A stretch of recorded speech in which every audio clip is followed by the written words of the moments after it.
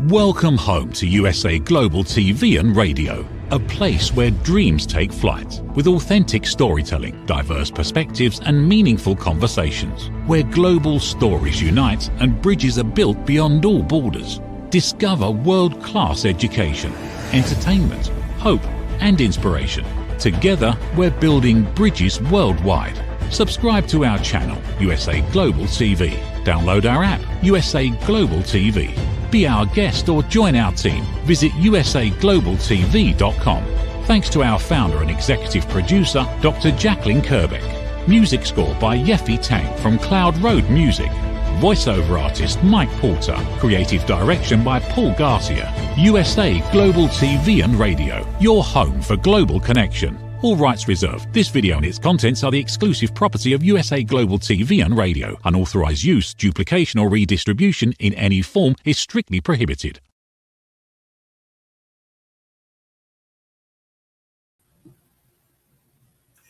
Howdy y'all, Red O'Loughlin here. We're on Talking Heads on the USA Global TV and Radio Network. And today I'm going to be talking about exercise, health, and aging. I have a book coming out this summer called Aging Sucks, and exercise is one part of the equation that's going to solve both the aging part, the health part, and even the disease prevention part. So let me go ahead and get the slides loaded up here and we'll get ourselves started. Okay, there's the first one. I didn't change that. That's stress. That's the wrong slideshow. Hang on. What did I do wrong? Okay, well, let's go ahead and figure that out here. And that's the wrong one. Okay. These things happen. Not a big deal. We'll figure it out here. It says exercise. Did I mislabel it? Maybe I did. Maybe I didn't. I don't know. I think what I'm going to do is go back in here and make sure I got the right one. So been with me for a minute, and while I pull this thing up, I thought I was way ahead of schedule today. And not everything works the way it is. Okay, there's exercise. Okay, let me redo this thing. Just take a moment and put that there. Is it true? Is it kind? Is it necessary? In a world quick to judge, one book dares to reveal the hidden cost of silence. Discover holy but harmful, the silent sin of judgment, how hidden judgments destroy relationships and damage lives, by Dr. Jacalyn Kerbeck. The Amazon #1 bestseller that's transforming the way we understand ourselves and the way we see others. Pick up the companion workbook to uncover your own hidden judgments and learn how to break free from them. Available now on Amazon and at fine bookstores worldwide. Every woman carries a story of strength, of purpose, of light. Through her courage, the world is transformed. Through her grace, generations are inspired. This is Iconic Women. Within Every Woman Lives a Goddess, a celebration of brilliance, beauty, and empowerment. Join us every Wednesday at 11 a.m. New York, 4 p.m. London time, only here on USA, Global TVR, and Radio. Featuring the iconic Dr. Jacalyn Kerbeck, honoring voices that shine across the world. Subscribe to our YouTube channels, USA Global TV and Dr. Jacalyn Kerbeck, to watch and engage with all our content. World-class education, entertainment, hope, and inspiration. And we're back again, and I think I have the right slideshow lineup this time. Exercise, health, and aging, yes. We're live streaming. We're on Amazon Fire, E360 TV, YouTube, many channels on YouTube, Android TV, social media, and many more. And all of my presentations, all of them, are for awareness and education. I can be found at redolaughlin.com. That's red like the color, R-E-D. O'Loughlin, O-L-A-U-G-H-L-I-N, redolaughlin.com. My contact information, social media, my books, everything is found there.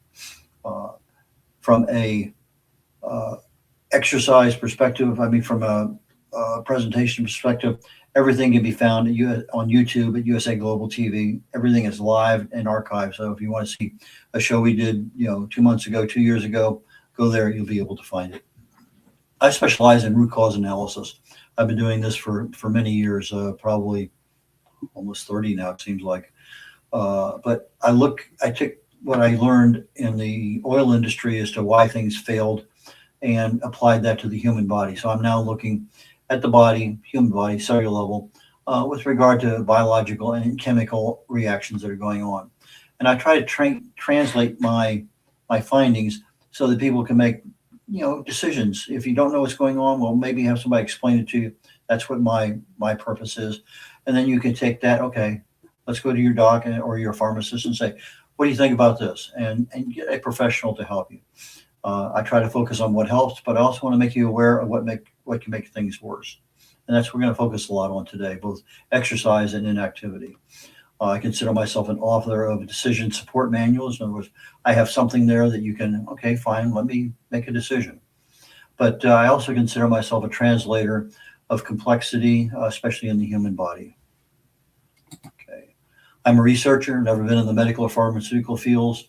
My first degree is in chemistry. I have 5 academic degrees and 7 professional certifications, primarily in the areas of quality assurance, reliability engineering, logistics engineering.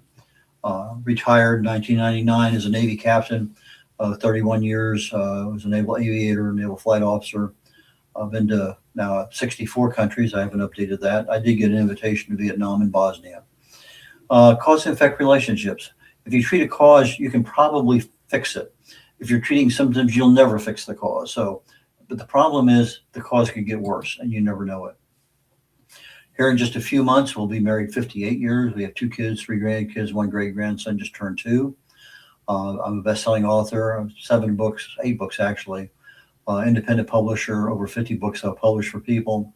I'm a distinguished Toastmaster. I've written over 1,000 articles on LinkedIn. International TV host. Probably my number one pride and joy is being most valued team player on the USA Global TV and Radio Network last year in 2025. I was also the number 3 host. Okay, Aging Sucks is my latest book. It's coming out this summer. Exercise is one part of that book. We'll be looking at lifestyle choices. But today we're talking about exercise, health, and aging. Information I'm talking about today is for educational purposes only. Okay, disclaimer. Everything that I'm talking about, everything, again, is education information. Does not constitute medical advice, diagnosis, or treatment. Anything I reference with regard to a compound is strictly in a research context. Please, please, please consult a qualified medical or professional nutritionist, pharmacist about your health if you have a question on something. My next book, I already mentioned, Aging Sucks, will be out this summer.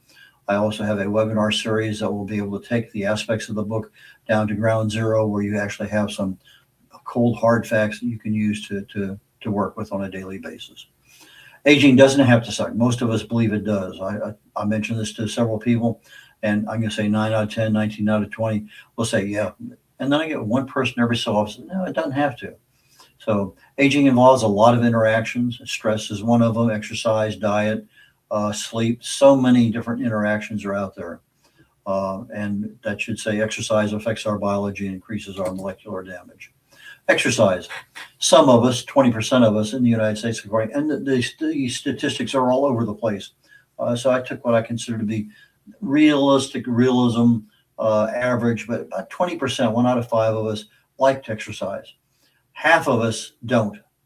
60% of us, a little over half, want to, but time, age, demographics, education, it doesn't matter. The swimming pool's half full. It doesn't matter what the reason we don't exercise. Sometimes it's lack of willpower. Sometimes we're just too fatigued. We don't have the time. We're too tired. Lack of enjoyment. I remember when I first started exercising and running, I did not enjoy it. But after a while, I looked forward to it. I was going out there, 6 miles, 8 miles on a run almost every night, and I loved it. I still do.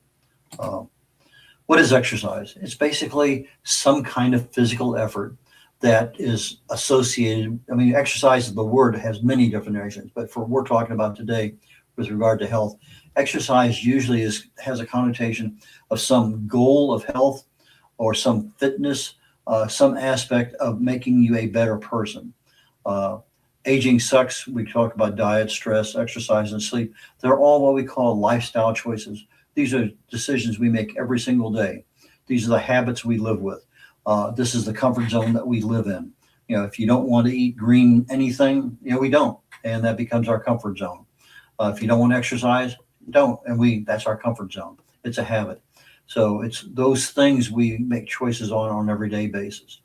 And it turns out that these lifestyle choices affect literally almost every single hallmark of disease, hallmark of health, and a pathway of disease. So what does exercise really do in the human body? Let's look at it. Hallmark of aging. One of the first ones is mitochondrial dysfunction, essentially energy failure. Our cells, basically our mitochondria, lose the ability to generate power.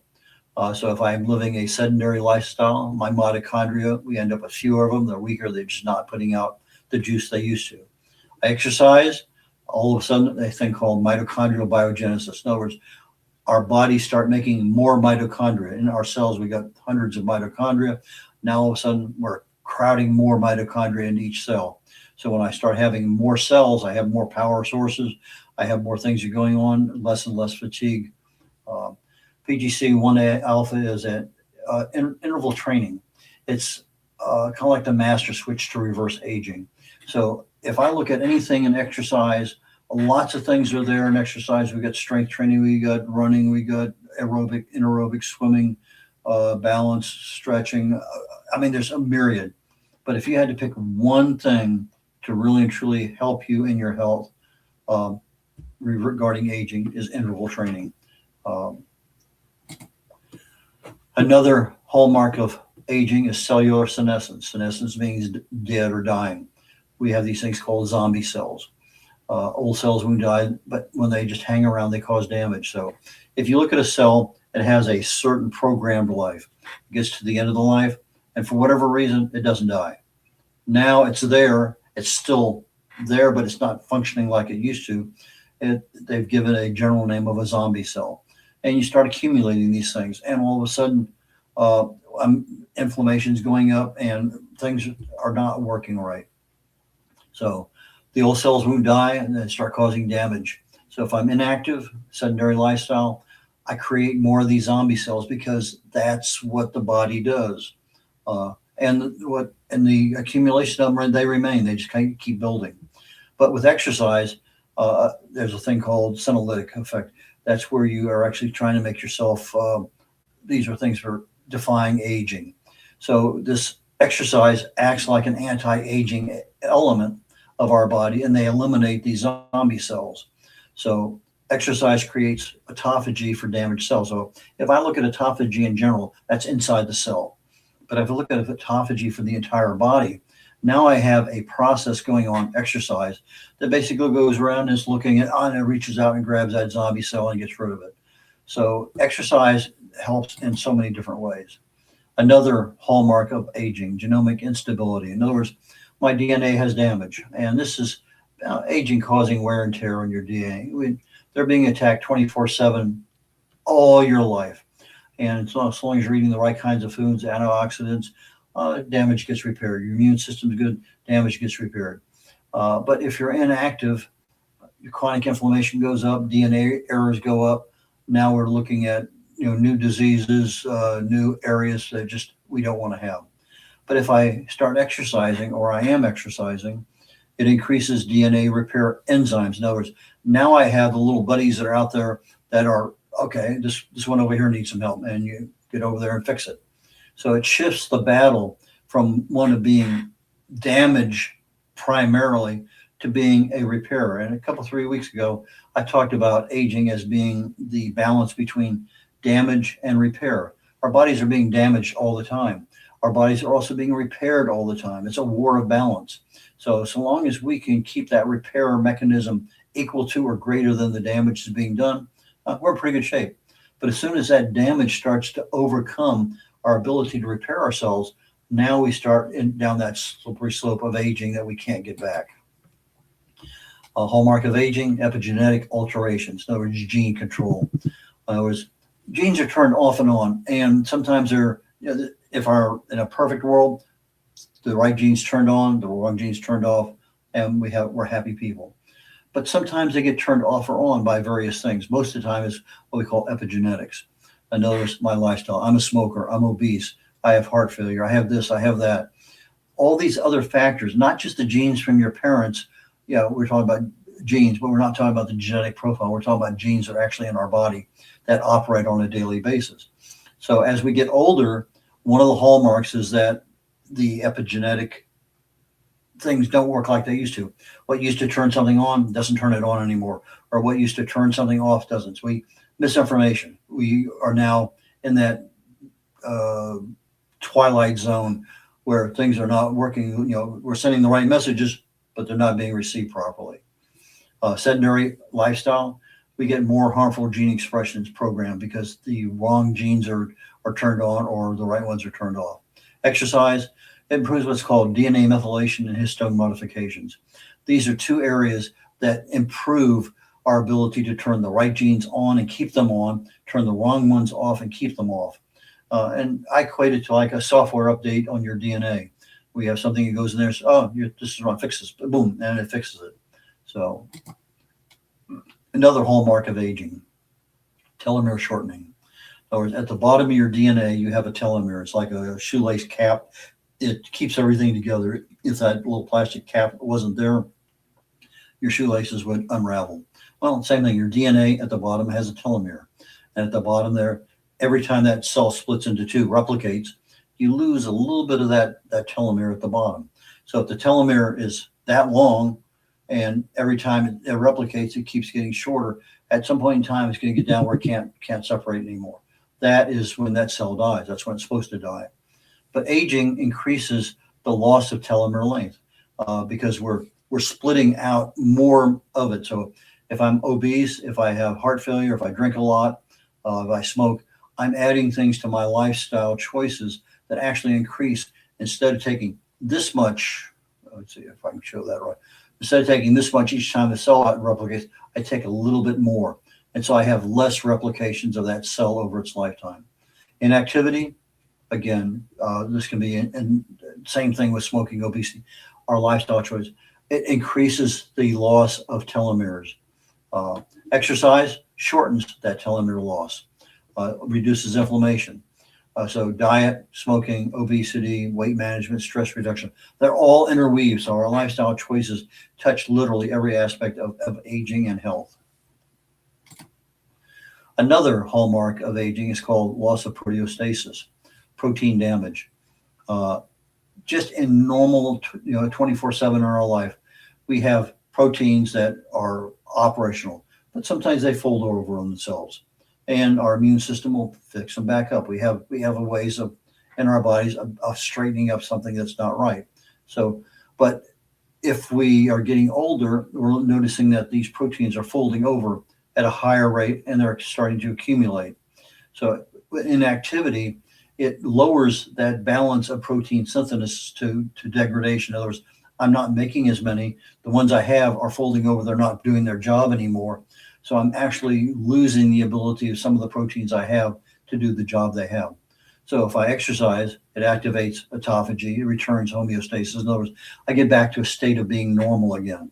It activates protein turnover, repair, reverses muscle atrophy.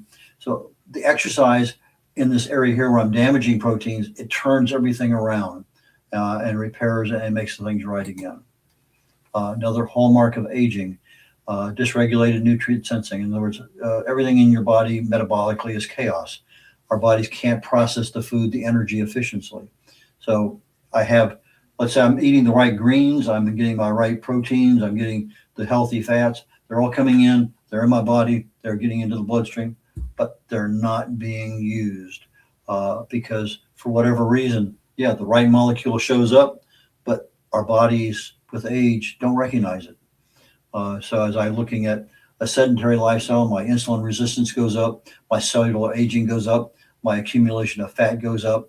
A lot of things I don't want to have happen because a lot of this is because I'm not processing my food correctly. I'm not producing the energy efficiently. If I exercise, my insulin resistance goes down, my metabolic decline goes down. mTOR is it's the opposite of autophagy. Autophagy cleans out your cells and recycles things. mTOR is the other end. When I'm not fasting, mTOR is the predominant process in the body. That's mammalian target of rapamycin. And so it basically, this is how we grow. So it's a growth factor. So if I'm, neither one we want to be in for a long period of time. I don't want to be in autophagy forever. I don't want to be in mTOR forever.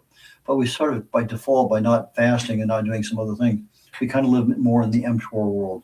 So if I'm overactive in mTOR, I'm not getting the AMPK. That's a pathway for anti-aging. It just kind of slows things down and increases my risk of age-related diseases. So we want the right nutrients, but sometimes our bodies are just not absorbing them properly. Another hallmark of aging is stem cell exhaustion. We have these cells that are just kind of sitting, floating around in our bodies. And when something breaks, let's say I have a cell in my kidney that is dead, died, it's no longer there. Okay, stem cell goes there, body knows what to do. That's part of that communication that goes on, via the vagus nerve. It's constantly monitoring. Okay, you need a cell there, send a stem cell down, boom, it becomes a kidney cell. Or it goes to our brain, becomes a brain cell, or a lung cell, or a liver cell. So we have these stem cells that can be anything they want to be, but they are generally in a repair mode. They replace something that's already there.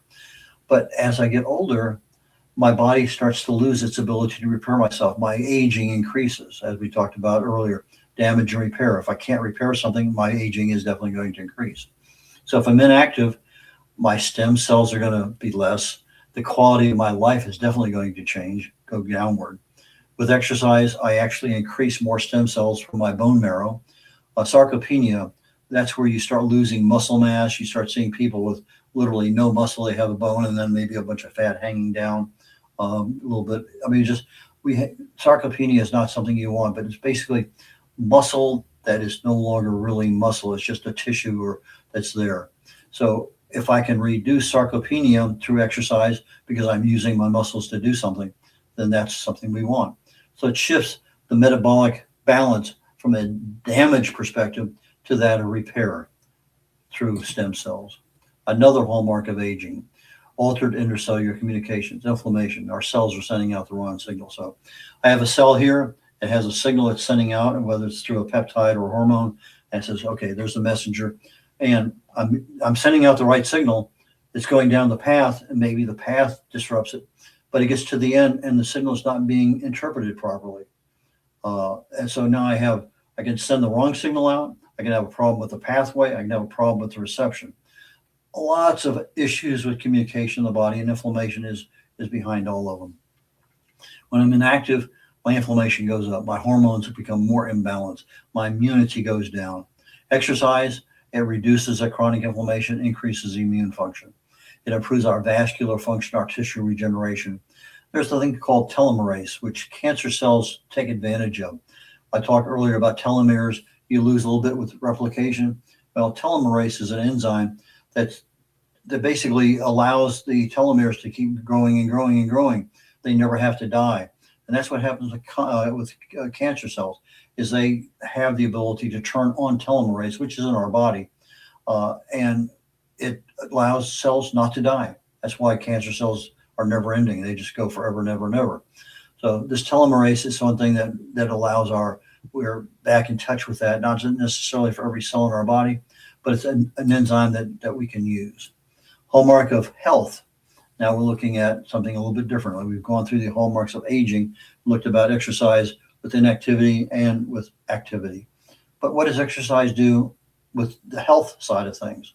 You would think that I have aging over here, I have health over here. They're probably very similar, and they are. So if I look at some of the hallmarks of health, metabolic flexibility, our body's ability to burn fat, to control glucose. Exercise increases our mitochondrial density, increases our exercise, reduces our fatigue. Hormonal balance, exercise increases insulin, cortisol, and our human growth hormone balance. In other words, exercise allows us to balance out a lot of things.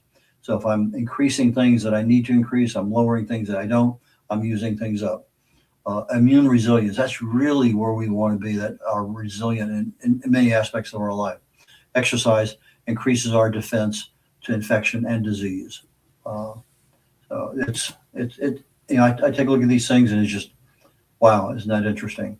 And I didn't know that. Okay, fine. Let me share it with someone else. Neuroplasticity, our brains, our neurons, our ability to adapt. So with exercise, I create new brain connections. And new brain connections, well, that's part of that learning. We just had a show where we talked about neuroplasticity and gratefulness. There's lots and lots of things. Every time we learn a new language, we learn a new skill, a new whatever it may happen to be, new word. Our brain has a little snap thing, and it connects. I'm learning something. Well, exercise increases our ability to learn more and make new brain connections. That exercise also increases our vascular elasticity. In other words, inside our blood vessels, our arterial flexibility. If you start having a lot of high blood pressure, well, part of it is because the heart is pumping a certain amount. Well, part of it is also because of the arteries in your blood vessels are becoming stiff and unable to activate nitric oxide to get that little flexibility in the wall. So arterial flexibility is a big, big deal. It also improves our exercise, improves the structural integrity of our bodies, it improves our metabolic balance, it improves our cardiopulmonary function. It basically, the autonomy of our body, our flexibility, our balance, all aspects of our health are really and truly controlled by some level of exercises going on, because that's the one that's providing the signals, go do this, go do this, go do this. Without that, we would be doing things, but the signaling to tell what it's supposed to do wouldn't be there. We look at health primarily as a physical end of things, but we also have the mental and emotional aspects of health. So if I look at exercise in those things, from a physical perspective, I got my heart and my arteries. Okay, so in interval training, that should be interval, improves my heart and my arteries. Back when I used to run a lot, I could run an hour, hour and a half, and just I would feel great. Just that flow of the endorphins. You get there about 15, 20 minutes in, oh, I could run forever. And so I get this, the interval training allows me to actually improve a lot. My VO2 max reduces my arterial stiffness. My endothelial function improves. High impact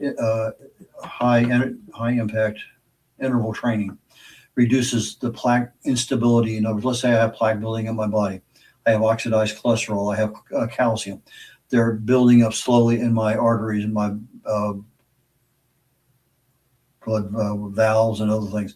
So if I'm going through my HIIT, I'm reducing my plaque instability. Back when I was a runner, I would run, an hour, hour and a half, whatever, almost every day. But as I got a little bit older, wear and tear knees and other things, I started doing what I could consider to be more in that interval training and things. I would run 100-yard dashes, each one faster than the previous. So I could go out now in 30 minutes and run 10 or 12 100-yard dashes, recover fairly well, but each 100-yard dash was faster than the previous. That was my new way of doing my aerobic exercise. So with HIIT, it reduces that plaque instability inside your arteries, but it also improves our blood and oxygen flow to all areas of our body, especially our brain. Exercise, literally, as I mentioned a couple, 3 times already, touches all aspects of our body's health. Exercise and metabolic enhancement. It improves glucose uptake without insulin. I say, whoa, that sounds funny. I thought I needed insulin to push glucose into cells. Well, if I'm fasting for a couple, 3 days, which I do regularly, during that time that I don't have a lot of insulin, my glucose is still being pulled up from various parts without the insulin pushing it. So I have 2 different ways of getting glucose into my cells in my body wherever they're needed at. One is with glucose with insulin, one's without. So 2 totally different systems, and they operate in conjunction with each other. Our normal one, but let's say I'm on a ketogenic diet. I'm not taking a lot of blood sugar, a lot of sugar, starch, carbohydrates. Well, I still got to get that nutrient into my muscles and everywhere. So exercise enhances this glucose uptake without insulin. It reduces visceral fat, that fat that we have around our gut that's really dangerous around our organs. It improves our musculoskeletal, prevents sarcopenia. We talked about already. That's where we start having hanging muscles off our arms and legs and everything. Increases bone density. Exercise helps a lot with that, but there are some other aspects of bone density, and I've gone into them in the past, that you have to have. Getting calcium to the bone and making it nice and strong is one thing. Being able to keep it there is another. Well, I have enough time right now. Let's say I take calcium in through the foods I eat, which is better than taking it as a pill. If I don't have enough magnesium to get it into absorption in the stomach, it's going to end up in the toilet. It doesn't do me any good at all. I have to have magnesium in my body to get the calcium into absorption mode.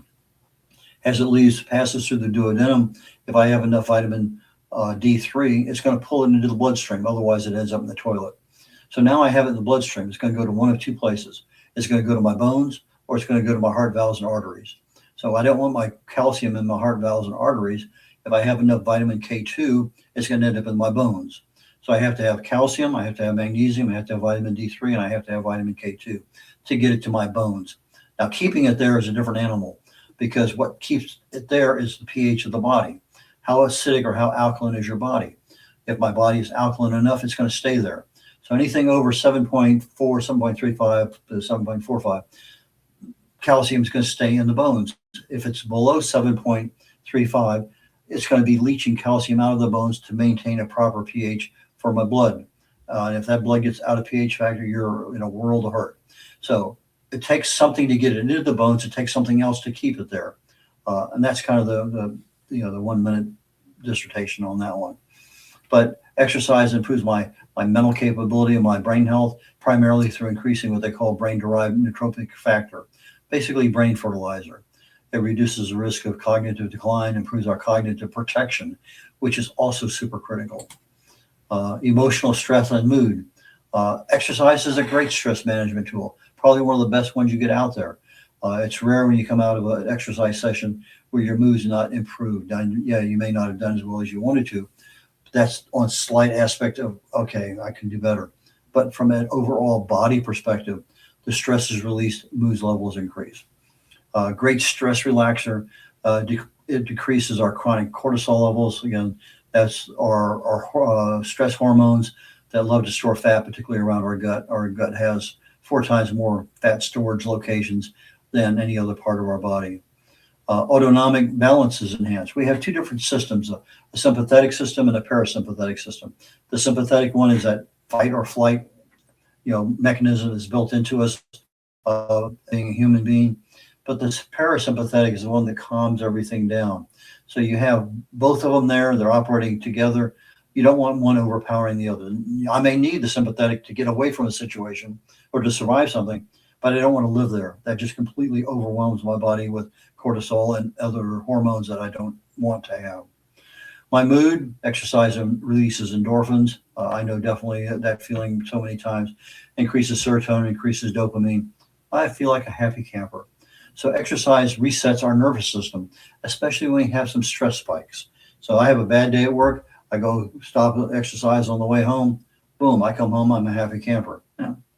In theory, it works well until you walk in the house and you find out everything's going on wrong. Danger, Will Robinson. Exercise can backfire. I know I've done it. I know other people who have overtraining. It increases inflammation. It disrupts our hormonal balance. We think, okay, fine. I can do this. Let me add another 10 pounds. Let me do this. Let me do 50 reps instead of 4. Let me run an extra 2 miles. Be smart about what you're doing. Listen to your body. Your body gives you clues all the time. Overtraining can create a lot of problems in the body. So it also suppresses our immune system. So match your body with your level of fitness. Some exercises can actually damage organs and tissue. So make sure you're doing things right. You don't need to have a muscle tear or something else. Aerobic exercise builds mitochondria. We know that we get more mitochondria in the cell through exercise, aerobic exercise. It increases our fat metabolism, our ability to burn fat. Resistance training preserves muscle integrity. So if I go in there and I'm doing some, light weight training, I'm improving my muscle integrity.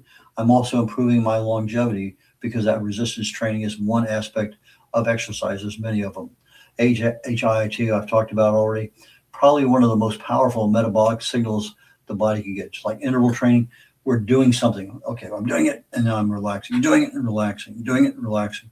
So that signals the body, and it activates AMPK, which is a major pathway for anti-aging, PGC1 alpha, GLUT4. There's many things that are activated that help us decelerate our aging processes. So I need these particular enzymes or whatever molecules that are needed. Exercise is one of the ones that hits it. And if I'm looking at what is the most powerful exercise, some kind of really intense interval training. Exercise mimics evolutionary survival.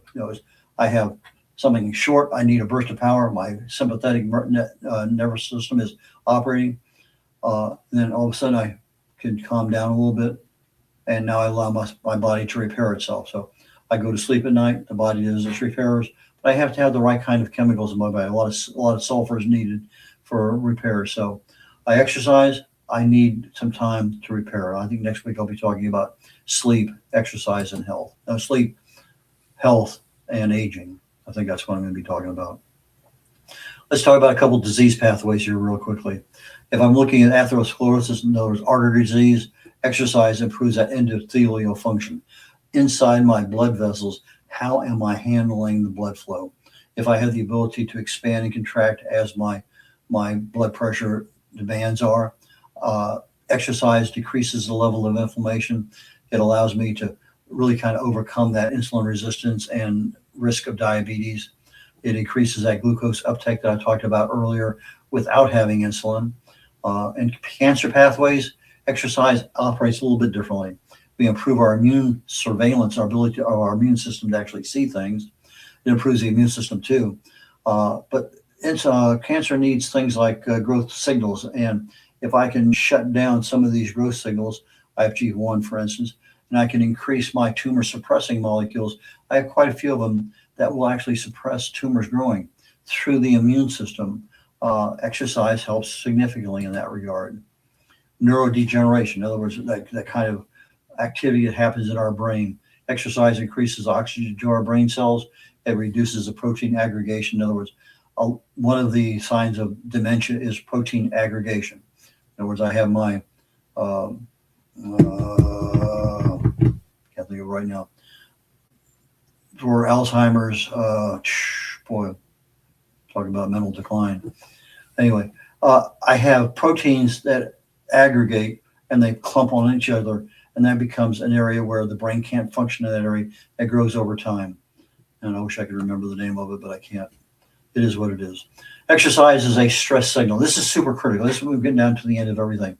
Exercise is a stress signal. It's not the exercise itself. It's a signal the exercise sends out. So if I'm exercising, yeah, the exercise is good, but it's the recovery response that helps us. Our body gets a message from the exercise, improves this or that, but the recovery that the body actually goes through, that is the part that makes us better. I get stronger in recovery than I do in the gym. Yeah, I associate anything with the gym, but in reality, it's the recovery that is the secret in the sauce. The real goal of exercise is not fitness, but resilience. If I think of inactivity, I think of decay. If I think of exercise, I think of repair. So it's a tool that the body signals for repair. Aging sucks, but it doesn't have to. I think we have enough tools out there to embrace the suck, as Navy SEALs would say, but a little bit goes a long way. So again, if you're not in an exercise mode, start sensibly, start slowly, don't overdo it. If it's something you really and truly want to get involved with, talk to your doctor first before you really get overzealous in something. I'm going to wrap it up for this week. I think next week I'll probably do sleep and see if I can't make a decent presentation out of sleep, health, and aging. So let me wrap everything up for today. Get out of that one. That takes me back to here. So Red O'Loughlin signing off on Talking Heads today. We talked about health, exercise, health, and aging. Next week, I plan on doing sleep, health, and aging. Take care, y'all. Bye now.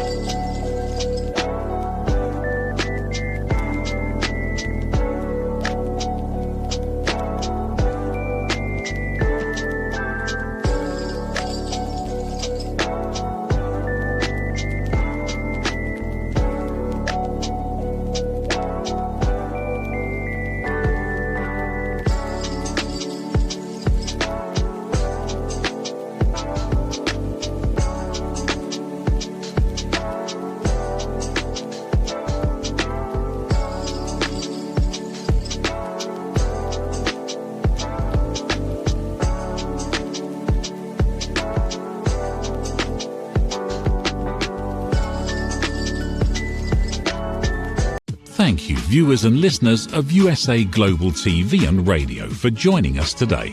We're honoured to have your time and attention as part of our global community. At USA Global TV and Radio, we believe in the power of authentic conversations, meaningful connections, and creating a world of possibilities together. Want to be part of something bigger? Join our team of elevated listeners at usaglobaltv.com, a space where your voice matters and your ability to listen transforms relationships. Stay connected with us across all our platforms for thought-provoking discussions, expert insights, and empowering stories. Subscribe to our channels at youtube.com/c/USA Global TV. Follow us on social media and explore the endless opportunities we're creating for growth, learning, and inspiration. Together, we're not just broadcasting, we're building bridges and changing lives one conversation at a time. For inquiries, contact us at info@usaglobaltv.com. Produced by Executive Producer and Director Dr. Jacalyn Kerbeck. Voiceover by Mike Porter. Creative direction by Paul Garcia. All rights reserved. Visit usaglobaltv.com to view our full terms and conditions.